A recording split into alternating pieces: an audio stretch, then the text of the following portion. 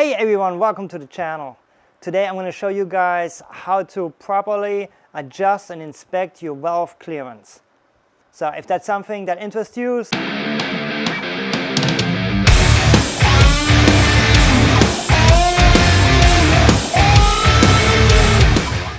alright guys, back to the DRZ project. On the previous video I showed you guys how to do piston ring gap and all that good stuff, so that's all set, that's all good to go. Now we're working on the head. So I have the cylinder head here.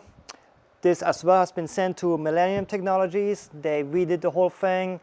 They cut the valve seats, they put new valves in, new valve seals, everything is done and it looks pretty amazing. When you do this stuff, I don't know if they vapor hone it or something, but it always looks like brand new. Let me show you guys what we got here. So this is our head right here. You guys can see it's all super clean and nice. We have brand new valves in it. They say KPMI. Don't know that brand, but they look really nice. Said everything has been honed and cleaned inside outside. So the valves are fully installed. We have the valve springs in and the seals. That's all ready to go. So when it comes to valve clearance, there are different designs out there. One is the old school Walker arm. I'm going to show you a picture right here. And then we have the shim over bucket system, which I show you a picture right here. And we have this one. This is called a shim under bucket. And I'm going to try to show you as good as I can how this exactly works. So if you look in here, this little round piece here, this is the top part of the valve. The valve is sticking through all the way from the bottom, from the inside of the valve all the way through here. This is the spring and the retainers inside, and this here is the valve. So basically this part,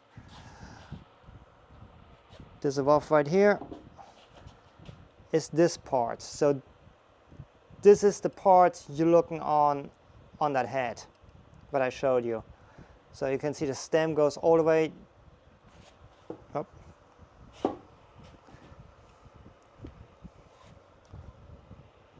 So the stem goes all the way to the head, and this part right here, that little round dot, is basically this what you see here on that head, on that valve, sorry.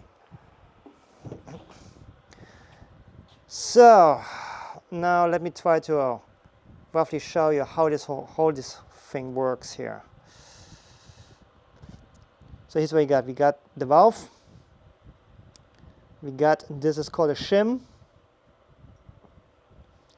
This is what's called the bucket.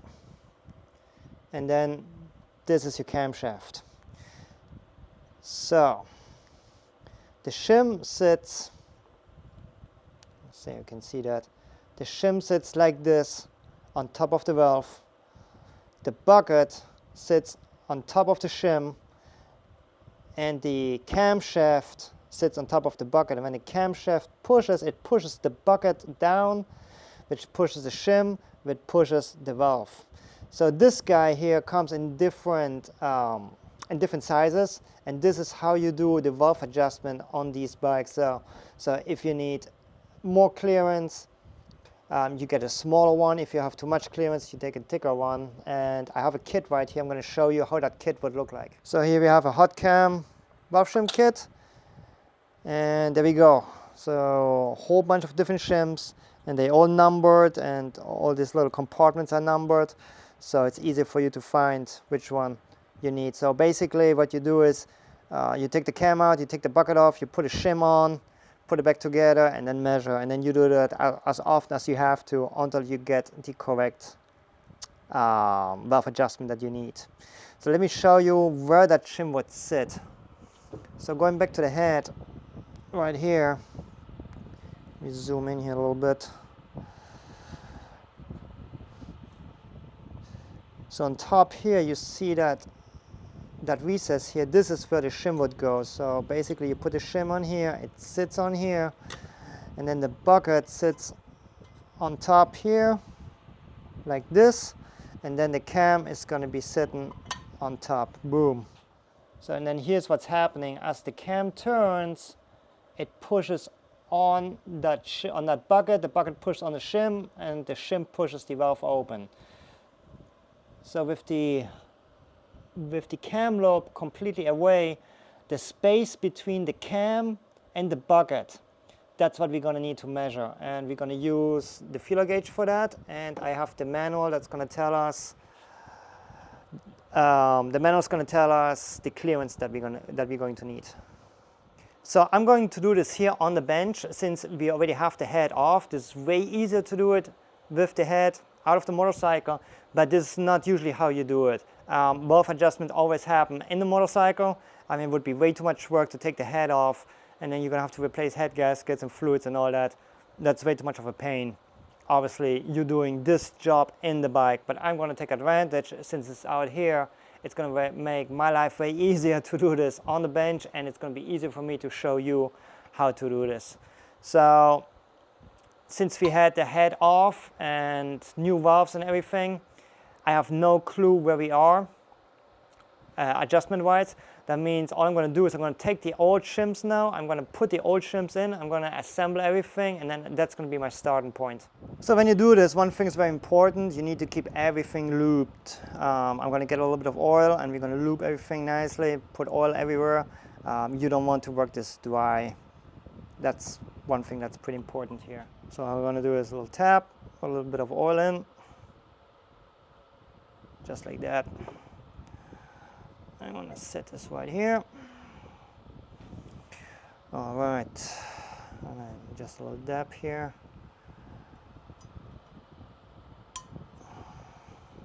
Try to get that camera a little bit closer. So you really don't have to really lubricate the shims, but the buckets, they move so much easier if they're nicely lubed up. It's so much better to get them in and out.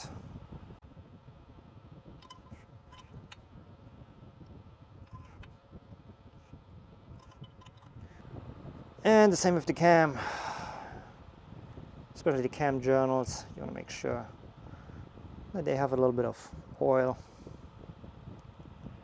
Important is do not switch your intake and exhaust cam. Nice.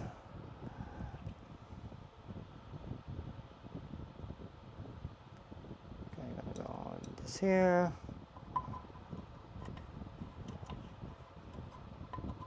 Yeah, you want to make sure that this all works nicely lubricated.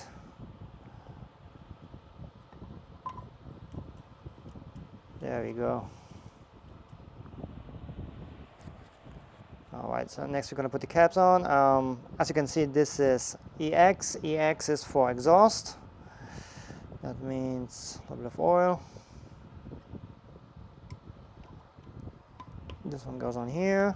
Make sure everything's smoothly. IN is for intake. A little bit of oil on here.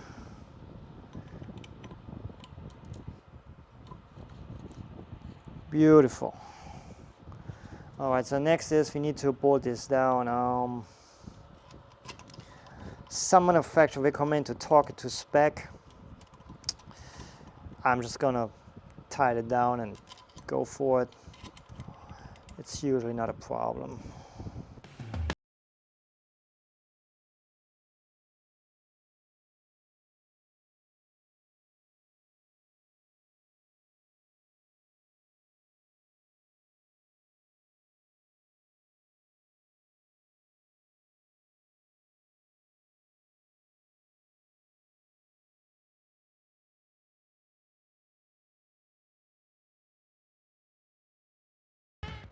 Beautiful. So what you want to make sure is that these still move, because if they're not, then you're gonna have an issue. All right, so the manual, always the manual. I'm always going back to the manual. The manual tells us intake and exhaust. So we want 0.1 to 0.2 millimeters intake and exhaust 0.20 to 0.30. So you can see it's different for intake and exhaust. So you're gonna make sure that you don't mix it up when you use your feeler gauge. So let me look this up here. Actually, let me move this all a little bit further in here.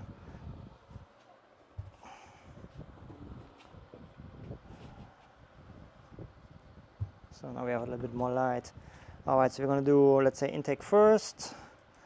Now we get our feeler gauge. If you don't have a feeler gauge, get one. These things are super cheap, and for these type of jobs, you're always gonna need them. All right, 10, it says between 10 and 20. So you want to get somewhere in the middle of that.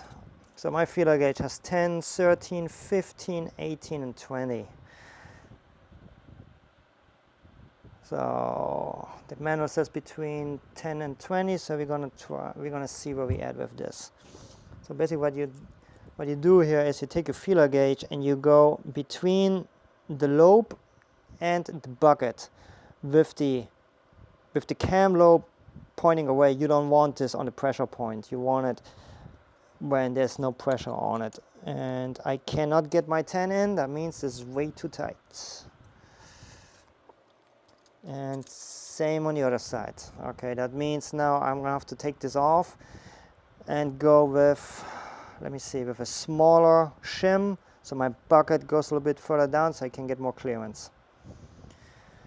And I'm gonna go do this now, I don't know how many times, until the first cam fits, and then I'm gonna need to do the same on the second cam. So I'm not gonna bore you with this. I'm not gonna show you me taking the cams in and out 40 times. I'm gonna do this now, and then I'm gonna show you, once I have it shimmed, how the feeler gauge should go in and out. The one difficult thing on this video here is I cannot show you exactly how the feeler gauge should feel. You know, if you go to school, you know, your teacher, the master mechanic is going to show you that. Obviously, I cannot demonstrate feel on the video, but the way to go is, you don't want it to push, no. You don't want it hard enough that you have to force it in, but you don't want it to slide in. You want resistance, but not too much. How do I explain it the best?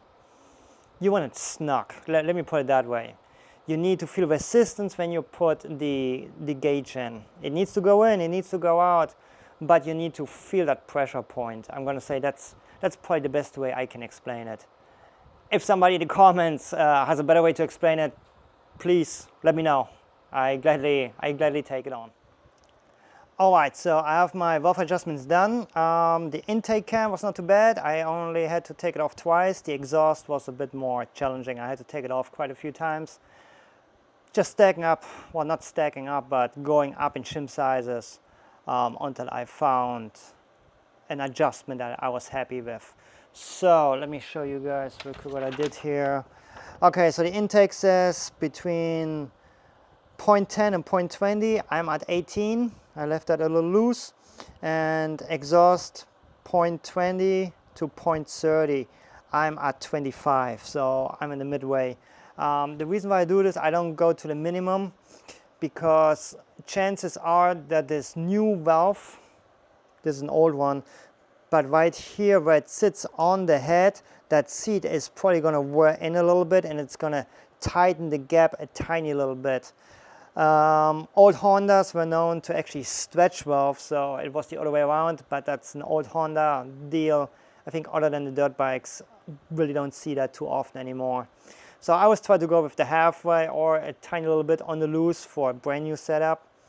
We're going to put this together, we're going to run it, I don't know, 500 miles, maybe 1,000 miles, and then go back in and see what it wants. I honestly think probably around 500 miles. We're going to take this off again and just see, you know, let the valve mix the seat and let everything settle in, and then we see what we have to reshim or readjust and whatnot. All right, guys, so like I said before, I cannot show you the feel of it on the video, but you want it snug. I mean, you could see I didn't have to force it to go in and out, but you do want to feel some resistance. And this is basically how you do a shim over bucket adjustment on any motorcycle, pretty much any brand. It really don't matter. The system is always the same. In a shim under bucket. If it's a shim over bucket, it's a little bit different, and if it's the rocker arm, it's different again. But if you have a DRZ or pretty much any late model Japanese bike, it don't matter if it's a dirt bike. It could be a CB1000 is the same way, or a Kawasaki Ninja. They all use the same system these days. All right, guys, so that's basically it for today. Easy peasy. You can do this at home.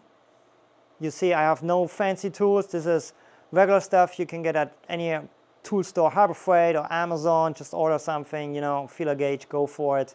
It takes a little patience. With patience, you can get a lot done on a motorcycle. I hope this video helped you guys out. If you have any questions, don't hesitate, shoot me a message. I try to get back to everyone as soon as I can. And yeah, that's basically it. So if you guys like this type of content, please consider subscribing and hit the like button. And I see you guys in the next one. Auf Wiedersehen.